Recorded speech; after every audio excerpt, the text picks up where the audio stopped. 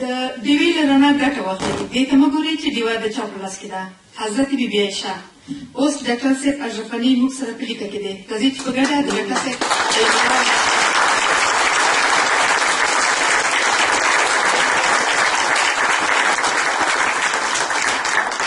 راځئ په ګډه د ډاکټر صاحب عالمانه وینا ته چې په ژوندۍ بڼه به تاسو واورئ په ګډه وکړو. ډاکټر صاحب سلامونه. سلامونه. ډاکټر صاحب دلته په تالار کې ناست افغانان ستاسو د وینا په هیله دي. هیله ده چې خپله وینا پیل کړئ. بسم الله الرحمن الرحیم. څو دقیقې لرم. تاسو چې څومره وغواړئ کولی شئ خبرې وکړئ.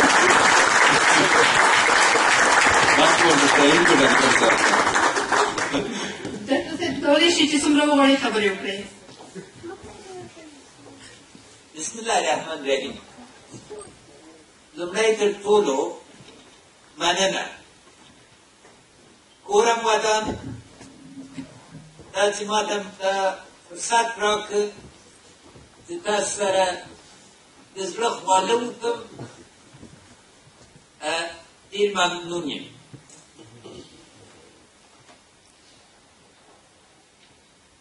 لومړی خبره دا ده چې له باندې نه اکثر مفسرین په دې غږېږي چې د افغانستان ستونزې څه دي، غمیزې یې څه دي، مشکلات یې څه دي. ما اول پیام تاسو ته او ټول ولس ته د امید پیام. دا وطن 15,000 کاله و انشالله 15,000 کاله نور بی. نو ولی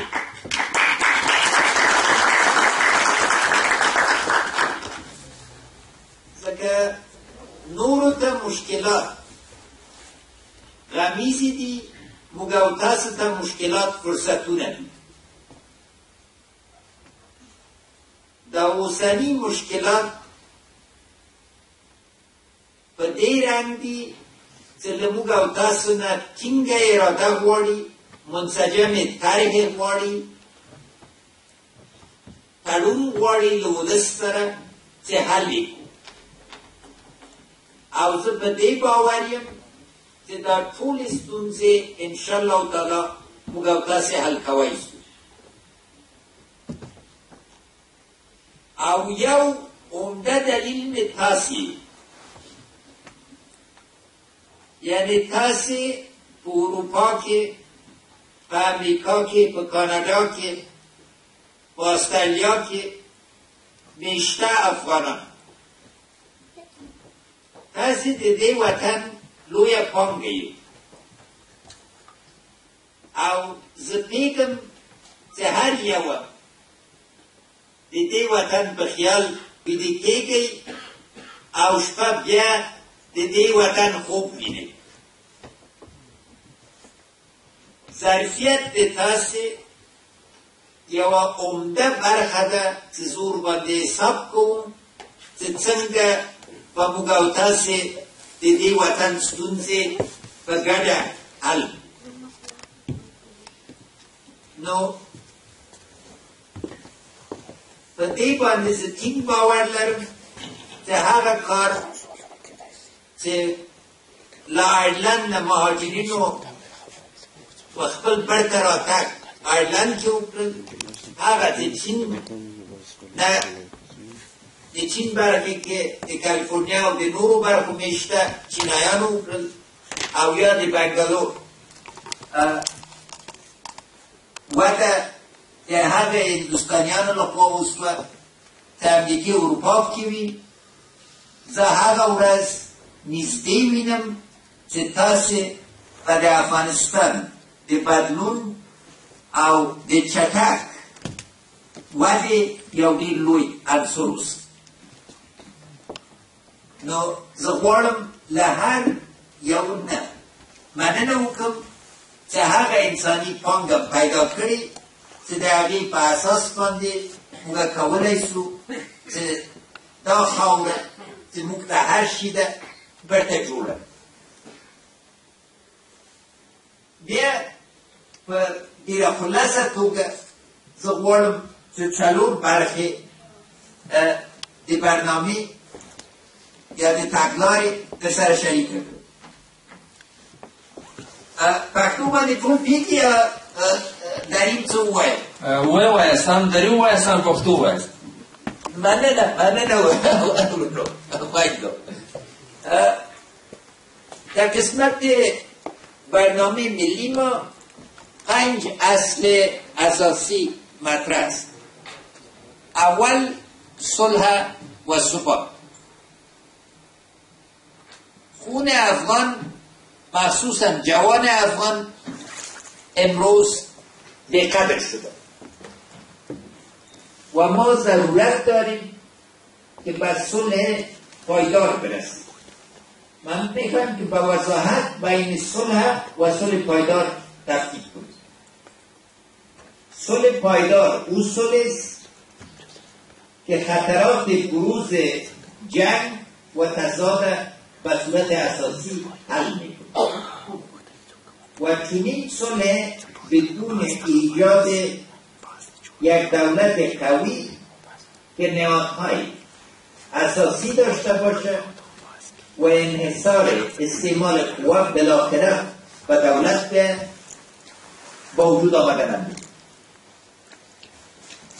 جامعه ما باید برای صلح آماده شد و یک بحث فراگیر ملی را باید داشته باشید تا بتانیم هم قیمت جنگ و هم قیمت صلح را به صورت اساسی تحلیل کنیم و به نتیجه برسیم.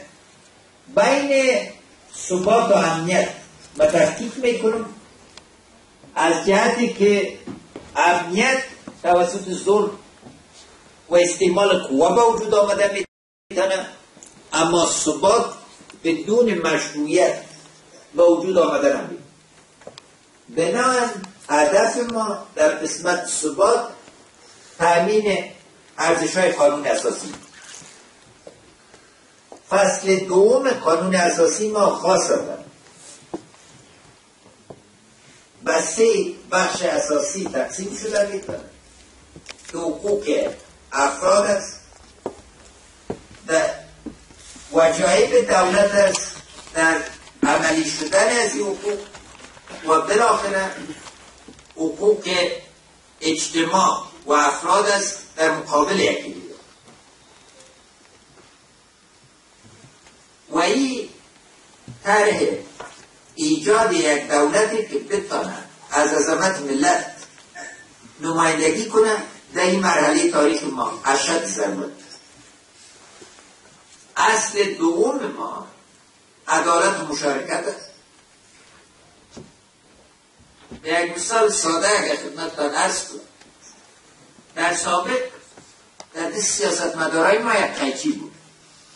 اول آستین بریدن، بعد از او انگشت بریدن، بعد از او دست و پای پیکر سیاسی افغانستان برید. از این خاطر پیکر سیاسی افغانستان متشدد بود و از همین جهت است که ضرورت مشارکت به صورت اساسی مطرح شد. در دست ما تار و سوزن است.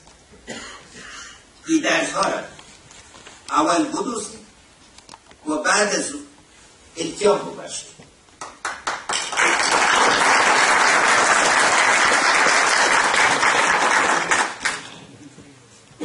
ولی بدون قبول کردن یک اصل که هر افغان اعم از نظریات گذشتهش افغان است و ما باید فضای مشارکت همه را در قبول یک نظامی که وسطگرا باشه به وجود بیاریم به وجود آمده نمید. یا مطل ده و ایتزان نی جهان دیوید اماز و بز شیده موگ ده نیو تل دیوی افغانستان.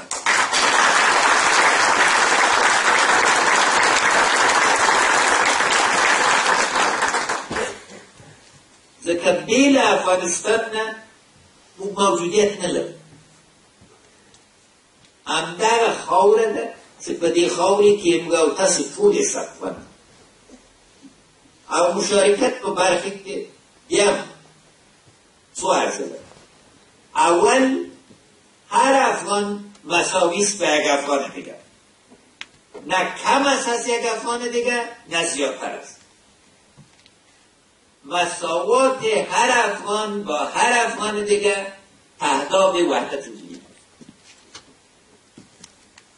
و دوم زن افغان در قدم اول ارزشش به حیث زن است. ای که همیشه از اینا به نام مادر و خواهر و غیره یاد میشه و میخوایم این مسئله دومی است. ما باید امروز افتخار کنیم که زن افغان از خود نمایندگی کرده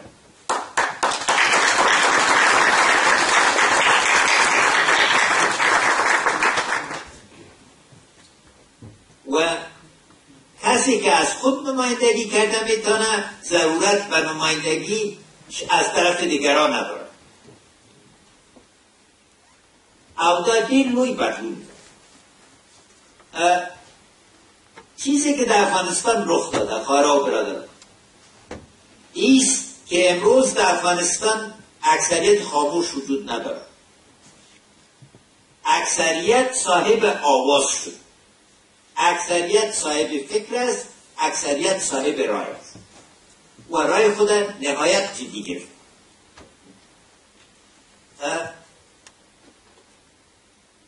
در سالهایی که من در امریکا زندگی کردم افراد بسیار با تجربه با دانش دیدیم که در عین حال از نگاه سیاست یا از نگاه معلومات اجتماعی بی‌سواد یا حتی احمق بودن. من تا بال افغان احمق در افغانستان نیافتم.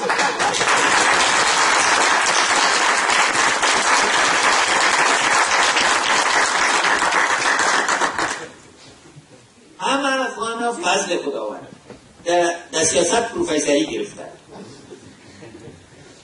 من یک مثال کوچک براتون بگم. سمنگان کیو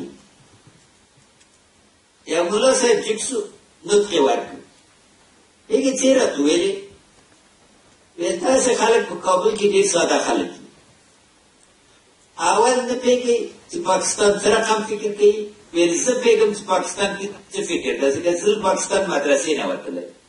او دوم داس چاره باندې نه پیږي. وایي چاره څه ده مولا صاحب؟ وایي امریکې کې لابي جوړه کړي، وایي خدای مې غوره کړه.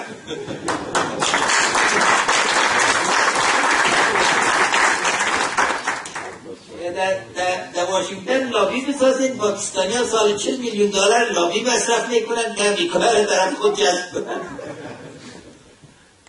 هر ما 140 بار در ظرف 3 سال به ولایت افغانستان رفتیم و میفهمیم چی یافتم؟ یک قلب واحد افغان در تمام افغانستان میتوان. منتها شریانا بند است. باز کردن این شریانا ایجاب تغییر اساسی کابل میکنه. این کابل بزرگ که به همه آغوش خود باز کرده امروز شریاناش با اطراف افغانستان بند است. از این جهت اصل سوم ما ایجاد اصلاحات سرتاسری حکومتداری ماست.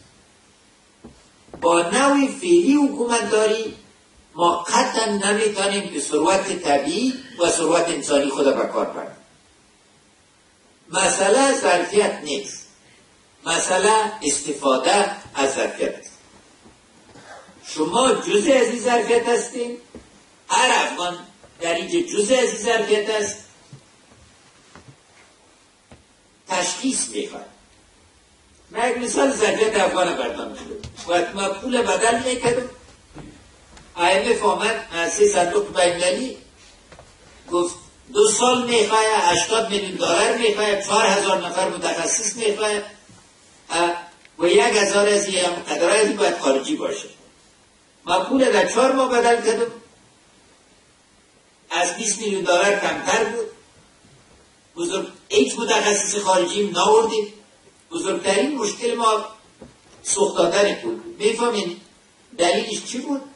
اولا سرای شاهزاده رو من خواستم چون من تاریخی حواله رو میفهمیدم، گفتم چون برادر بودن کل شد کارم این کار کده میکنیم مطلق 0.001% مینا را پول بابا. ایجاد حکومتداری این نیست که یک طرح کاغذی را بگیریم در شرایط افغانستان بدون فکر عملی. این فکر میخواهیم با فضل خداوند افغان ها فکر دارن. فکر ما از چی دلیله؟ از خاطر عزیز که گل خودرویی است. یکم خار داریم اما گل خودرویی است. فکر ما هنوز استثمار نشد. من باید در پایانتون کابل بودم، همراه 10,000 محصل کلشان دیدم و در سال اول باور کرده نمیتونیم که استعداد از اینا از شاگردای من در هاروارد و جان هاپکینز و برکلی و اینا که زیادتر. بنابراین امید من در قسمت سرمایه انسانی افغانستان و حل مشکلی نبرد زیاد، اما طرح را باید در قسمت حکومتداری بیاییم که بر چارچوب ما باشه. این خیاطی میخواید. اگر خیاط افغانی را بگوییم که دریشی اروپایی برداد بسازه یک چیز عجیب میسازه و خیاط اروپایی را بگوییم که پیرن توپان افغانی بسازه یک چیز عجیب میسازه. این ضرورت انطباق کار داره و این معلومدار بازم تجربه جهانی میکنه. اما به دې ترتیب باندې موږ یو شی جوړولی شو چې هلته هغسې حکومتداري راسي چې زموږ صورت بدل. او دلته زه غواړم چې نن اول تاسو ته مبارکي درکړم چې د افغانستان کرکټ ټیم بنګلادیش ته یې ماته ورکړه.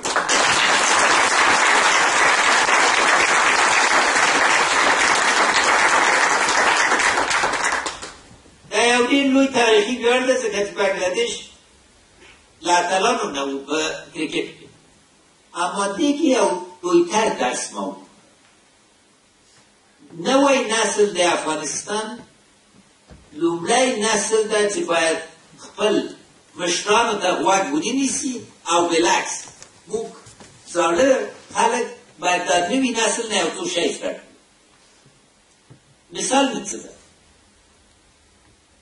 13 سال پیش نه تیم کرکت افغانستان نه تیم فوتبال افغانستان نام داشت، وجود نداشت. اینا شاخصهایشان چیسته؟ اول وحدت ملی ده اینا تجسم کرد. دوم واقعا باعث تیم کار بود. 3 دیسیپلین دار. 4 بزرگترین معیارها را در نظر گرفتن نه ای که کمترین معیارها را. و از این جهت است که شهرت را که امروز افغانستان در سپورت به دست آورده شهرت است که ما باید اقتصاد و سیاست را بسپاریم. ایمو پروگرام داده که به سیاست که به اقتصاد که به ادب که هغه شی وکړو چې موږ ځوانان په سپورت کې کړو.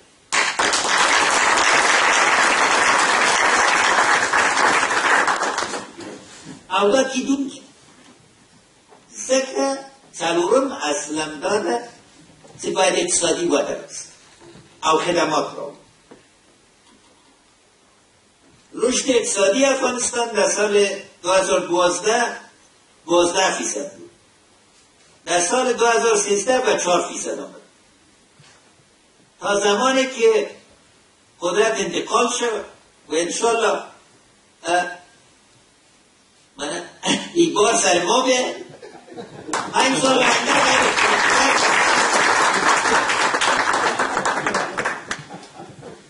اما امید است که ما یک پلی شویم که نسل‌های آینده افغانستان تکرار حوادث 40 سال گذشته را نبینیم و این بدون توجه به ایجاد یک نظام اقتصادی تولیدی نمیشه. و در این جمع باز من میخوایم تکرار کنم و هر یک از شما وطنتان ضرورت دارد. پس به دا وطن لبیوزلین رفاه او رسول، سوکالی تا به او رسول. شما این مملکت از فقر و رفاه خود رسانده و ما امید قوی دارم که انشالله تعالی موکل خود باشم که شما بتانین سر از او عبور کنین و زعامت و مدیریت از این خاک بوده بید. دی برخی که افغانستان دیر امکانات داری، اما ایموک ستود زده و فکری نظر نه بیوزلی. غربت ما غربت منابع نیست، غربت ما غربت سرمایه بشری نیست، غربت ما تنگ نظری فکر سیاسی. و اگر نخواهیم که اقتصاد تغییر بدیم باید قشر اقتصادی و سیاسی افغانستان تغییر ما بید. و دی اساس فارده 15 مسئول تزو او 15 مسئول داده چې د افغانستان ګټې په څنګه منطقې او دنیا کې خوندي دي. موږ د سیاست 15 حلقې لرو. اولم ګاونډي دي. ګاونډي نن موږ نه مني، سبا به دوی ته ثابته کړو چې دوی مجبور دي موږ ومني. ځکه موږ سیاسي اراده کې باید څوک شک ونه لري او دا باید ټولو ته ثابته سي چې افغانستان هغه مړۍ نه ده چې څوک یې خوله کې واچي.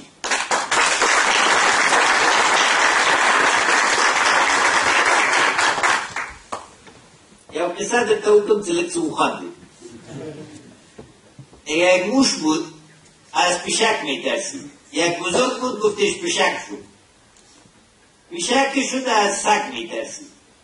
و بالاخره یه شیر ساخت. شیر که ساختش از شکاری میترسید. گفتش دل موش است پس برو موش شو. دل افغان دلش شیر است.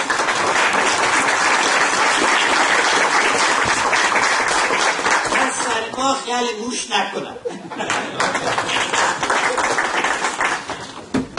اما معلوم در افغانستان ګټې خوندي کول تدبیر غواړي، طرحه غواړي او دا غواړي چې موږ باید راتلونکي ته سم عیار کړو او مخصوصا په دې باندې پوه سو چې راتلونکي 15 کالو کې زموږ موقعیت د آسیا د زړه په حیث باندې د آسیا په بدلون کې به ډېر سخت رول ولري او په دې باندې به انشاءالله تعالی قادر سو چې د آسیا له ودې سره او د آسیا له بدلون سره یو اقتصادي براعظم سره په اساسي توګه خپل ځوان او ماحول بدل کړو. نورې حلقې امریکا و کانادا و اروپا سره دي، اسلامي نړۍ سره دي او بالاخره نړیوالې پانګوالو بنسټونو سره دي او شخصي دغه برخې کې بیا تاسو ته ډېر سخت ضرورت. نن افغانستان نسي کولی چې دغه 15 حلقې چې موږ ته حیاتي دي بې له هغه بشري پانګې نه چې تاسې او دوم او درېیم نسل د افغانانو یې ترسره کړي. زه په دې باور لرم چې په ګډه موږ او تاسې دا کښتۍ منزل ته رسولی شو. او دلته به بیا یو بله کیسه درته وکړم چې وایي دیگه 2 نفر در کشتی شیشته بودن، یکی شروع کرد کشتی را سلاخ کنن و دیگه طرفش دید گفت چی میکنی؟ گفت سه خود سلاخ میکنم. این کشتی افغانستان کشتی مشترک است، هیچ کس یک بخشش سلاخ کرده نمیده.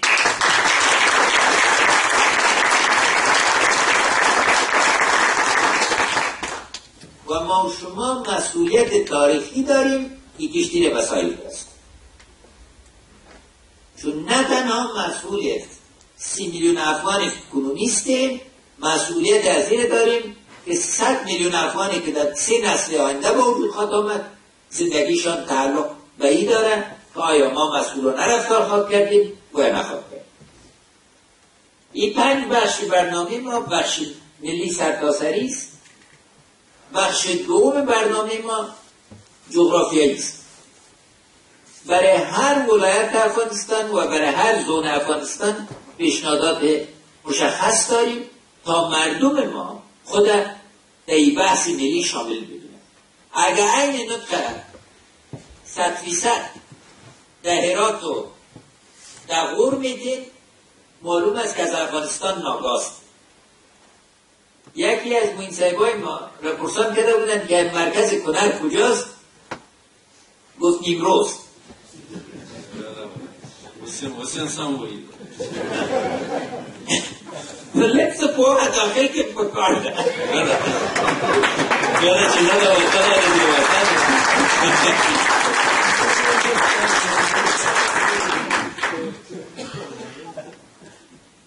بخش سوم برنامه ما راجع به ابشار که مهمترین از این سه اکثریت عددی است که امروز و اقلیت‌های سیاسی و اجتماعی بدل شد.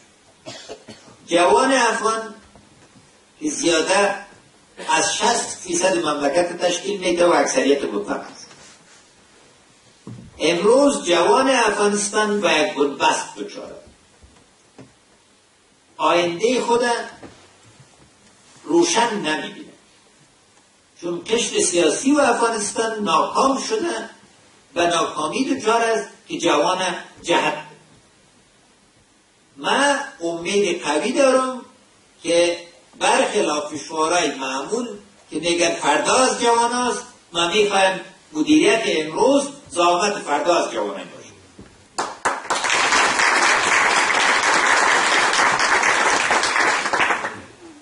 اداره ما جوان خواهد شد و تشبس، مخصوصا اگر بهترین متشبسین افغانستان امروز ببینید بین 25 و 40 است و این یک سرمایه بازم بزرگ است. اکثریت دوم ما خواهرای است و قسمی که پیشتر گفتم ایجاد دیدگاه زن افغان یک تغییر نهایت بزرگ و عمده است و این بار انشالله پیشرفت‌های زن افغان باید دوامدار باشه، چون بار بار از زمان امان الله خان که ما شروع کردیم هر بار راجع به که کارهای ما پس برکت کرد و این ضرورت بسیار منسجم و اکثریت سوم ما فقرای ماست، محرومین ماست و تا اینا از محرومیت کشانده نشوند، از انواع محرومیت این خواب و ثبات نمید. حدیث پیغمبر است صلی الله علیه وسلم که فقر و رای کفر میشه. از این جهت نقش مبارزه با زدایش فقر و امهای فقر باید ما مطلق جدی بگیریم و این به این ذهنیت نمیشه که یک قسمت افغانا بهتر هستن از قسمت دیگر. ما یکی از مشخصات ما است که مساوات یکی دیگر قبول بکنیم و انواع اقشار نوعی که با وجود آمده باید شکل اساسی زندگی خود تغییر بدیم تا این اکثریت پس و صاحبای افغانستان موفق. اگر این سه اکثریت عددی به اکثریت سیاسی و اقتصادی بدل شوند، افغانستان صاحب واقعی خود که مردم افغانستان هستند پیدا خواهد و من یقین دارم که صاحب واقعی افغانستان که مردم افغانستان بودن باید به رفاه و ثبات برسند.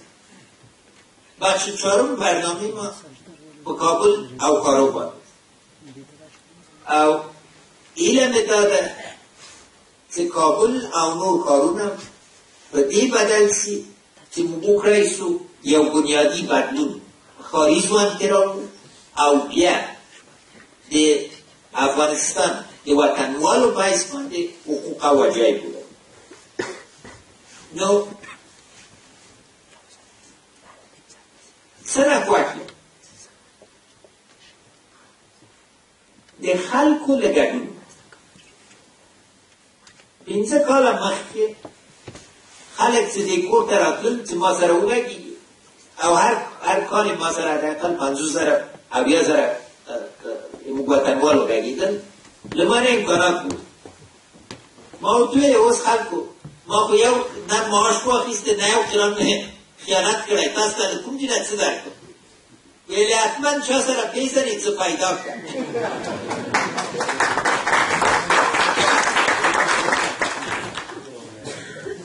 زه ځان ګراو کړه موږ ته څه پیدا کړه اوس پرېږئ څه وایي 95% خلک چې دي کور ته راځي وایي زه څه درکړم زه در سره څه کوی شم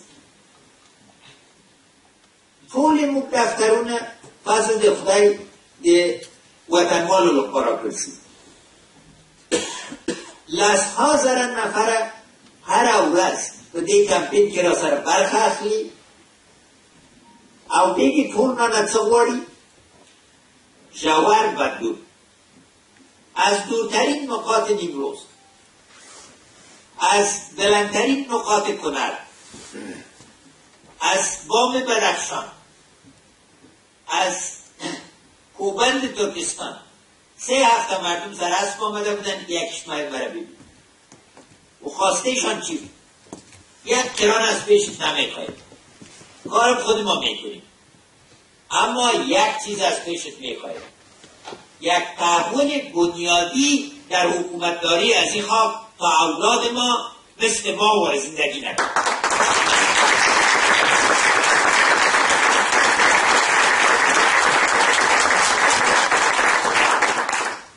خواهرها و برادران اگر یک ملت به این رقم آگاهی داشته باشید آیا این هر قربانی را ایجاب نمیکنه؟ آیا من افتخار از این را نداشته باشم که اگر در این را سرم از دست بدم سرم قربان از این ملت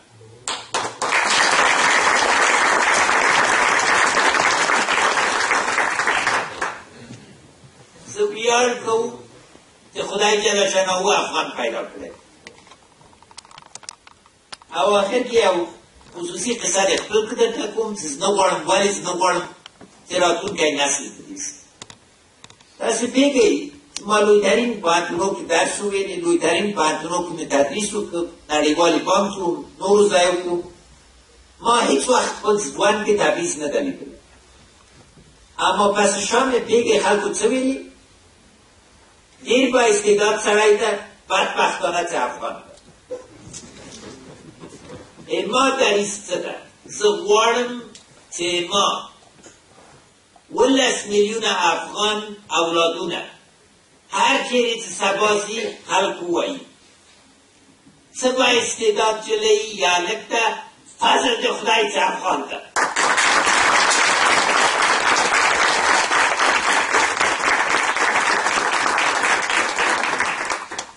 په دې هیلې باندې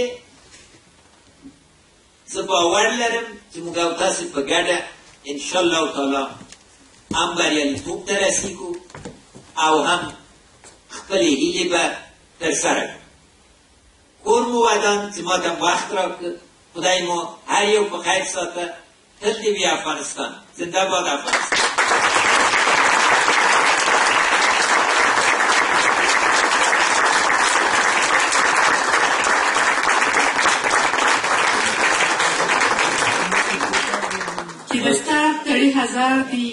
چې دستار تړي هزار دي د دستار سړي په شمار دي ډاکټر اشرف غني احمدزی دا مهال زموږ له هغو مشرانو نه دی یو دی چې دستار یې د پوهې درایت هېوادپالنې رښتینولۍ او د ځواکمنې بومې ګلبۍ فرهنګي ښکلی دی له ډاکټر صاحب نه ډېره مننه چې زموږ دې غونډې ته یې په خپلې عالمانه وینا سره درنښت وکړ موږ په دې هیله یو چې د بدلون او دوام شعار زموږ د ټولو افغانانو ګډ غږ شي او موږ او هر افغان دغه شعار د خپلو ملي کړنو لارښود وګرځوي